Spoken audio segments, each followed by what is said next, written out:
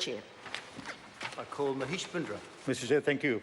Mr. Chair, I take this call on behalf of New Zealand First, and I'll try and restrict my comments and my contribution within the customs area. Mr. Chair, we are all aware that, and the Minister just mentioned that 4.75 million have been allocated for modernization and transformation of New Zealand customs workforce. Now, a major portion of that, we suspect, is going to go towards modernizing technology, and not enough focus has been given to develop human resources. We all know that smart gates have been functioning well, but we also know that no smart gate has been able to stop Philip John Smith from fleeing the country and going right up to Brazil, embarrassing us internationally. So this move towards developing technology and investing in technology is all good, but what we don't accept is the move away from developing human resources. Customs, whenever this type of announcement is made by the government, we suspect that there'll be job losses, and that has happened actually. So what we are trying to achieve now here is that by providing smart gates and good technology, we are trying to give the travelers, the international passengers, a world-class experience. But at what cost? We suspect, and we know that that is coming at the cost of protection of our borders. Smart gates do not stop crooks from coming in. Smart people and smart policies do. Mr. Chair, if you're not employing more skilled people and with the supposed increase in funding, what is this government is directing towards technology and not enough toward human resources, then that is going to result in more embarrassment in case another escape takes place from one of our borders.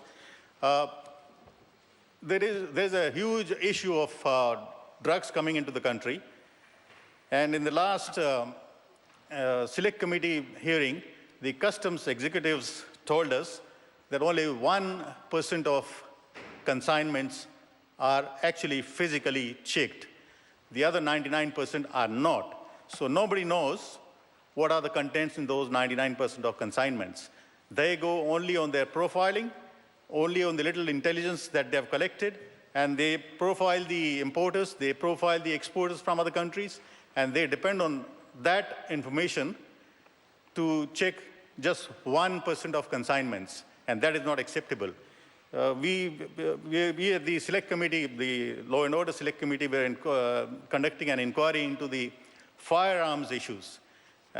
We have a large number of illegal firearms in the country, and we suspect that this 99% of unchecked packages could be a source of those illegal firearms. So this is actually discouraging our own sportsmen, our own hunters, and those who have legal firearms from actually practicing their own skills. And the result is that the people who actually own legal firearms are discouraged by this kind of legislation and the government's apathy towards our border control. So, Mr. Chair, about the fast processing and improving of the traveler experience, yes, the foreign travelers are happier now. We do process a large number of foreign travelers through those smart gates, but those smart gates do not stop undesirable elements. The Joint Border Management Service that the Minister just mentioned is actually behind schedule, and it is over budget.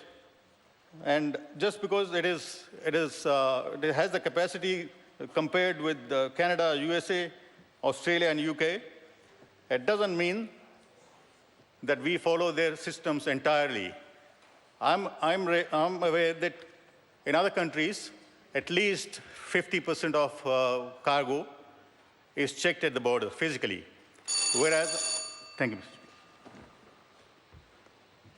Members, the question is that vote customs, vote defence force, vote foreign affairs and trade and vote official development assistance stand part of the schedules. Those who are of that opinion will say aye. Aye. Contrary, no. The ayes have it.